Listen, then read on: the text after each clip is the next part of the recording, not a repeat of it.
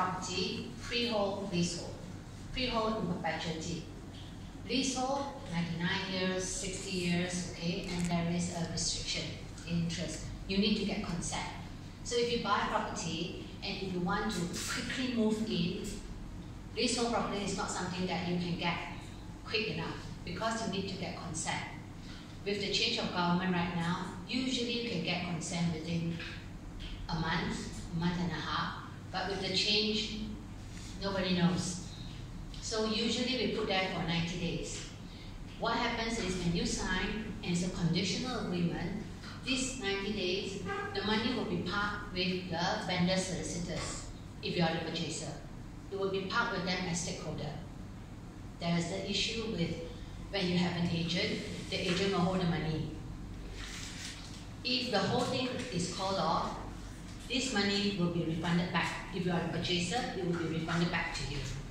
The whole 10%. So the agent holding as stakeholder, the lawyer holding as stakeholder will have to refund back. But of course, if it's fulfilled, it will be released to the purchaser, to the vendor. Okay, this is leasehold property. Freehold, not an issue, it will go straight to the vendor. Of course, sometimes when the vendor is overseas, then you wouldn't want the money to go to the vendor. It will be safer to park with their lawyers as stakeholder. Okay, just in case the whole thing is called off, whatever, you can get that 10% back and it hasn't gone out of the country. Okay, now usually when you buy, in terms of, if you buy direct from developer, you're protected under the Housing Developments Act. So purchaser is always right, insofar as HDA is concerned. But sub-sale is the one that, because we don't have a standard, it is always the vendor's lawyer will always look out for the interest of the vendor, the purchaser's lawyer will always look out for the interest of the purchaser. So of course each has a wish list and you will have to come to a middle path. Okay, so the middle path is always something that is depending on the parties. Okay, usually it's 10% down. You pay down 10%, the balance is 90%. But I've also done where, because the vendor, the purchaser wants it really badly, and the vendor say, okay, if you want so badly, okay, I want it 30% upfront. Also agreeable. So it's a willing seller, willing buyer, truly. But most importantly is when you buy property for the S&P, you must go and view and inspect the property because it's an as-is various basis. You really have to go, you see a crack, you're not accepting that crack, you better say conditional. I will buy subject to you rectifying that crack. But if the vendor said, no, I'm not willing to, you buy as it is. Then you negotiate on the price, depending. Okay, so before you buy, you really got to go and check, is it invested with termites? So some people, they say no termites, but in the agreement you will get it warranted by the vendor that there is no termite. Not all vendors, solicitors will agree to that.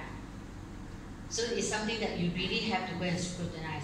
I've got a client who is a seasoned investor. His criteria is survey done on the land. So there's always encroachment issues. Somehow, with him, 5 properties that I buy, he bought 4 of them encroachment. Always. And it's very prevalent. So of course, he will always go and negotiate, encroach onto our land, this side, then the other side rectify. But if it's the other way around, price goes down. So these are things that you really need to go and look into. Okay? In terms of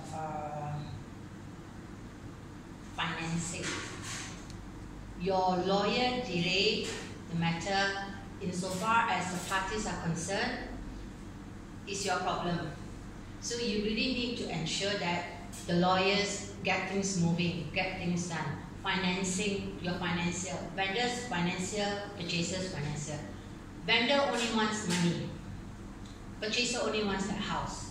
So if the vendor's financier takes a long time to release the the titles for you. If it is a property with title, if they take a long time to release title to you, in the agreement you will have to make sure that for this kind of delay, it will be extended to you as a purchaser free of interest.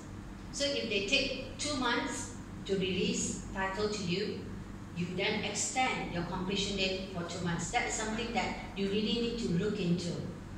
Whether it's working days or just calendar days is also important. If you say 90 working days is already 6 months, it's no longer 3 months. Yeah, so these are things that you really have to look into, especially when you sign letter of intent with the agent.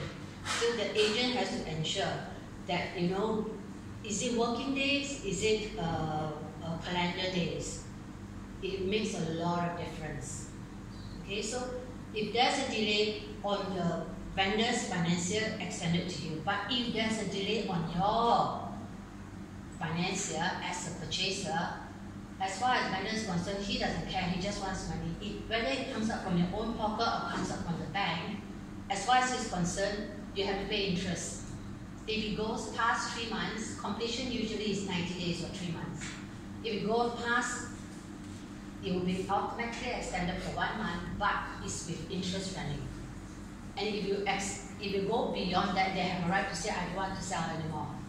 And they forfeit that 10%. Okay, or however much that they put in. Okay, so these are things that you really need to look out for as a purchaser. What else can we talk about?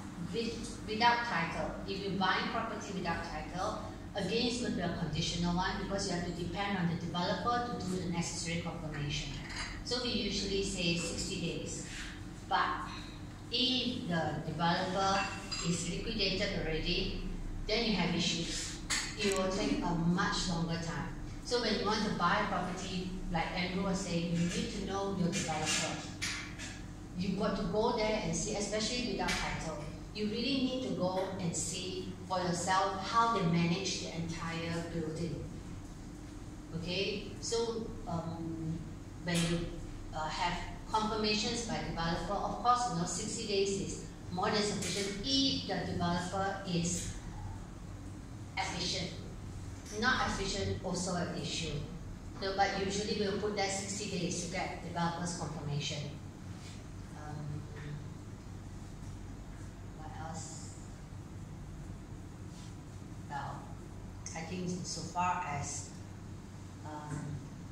SPA is concerned, that is usually what you look out for. Any questions? In the event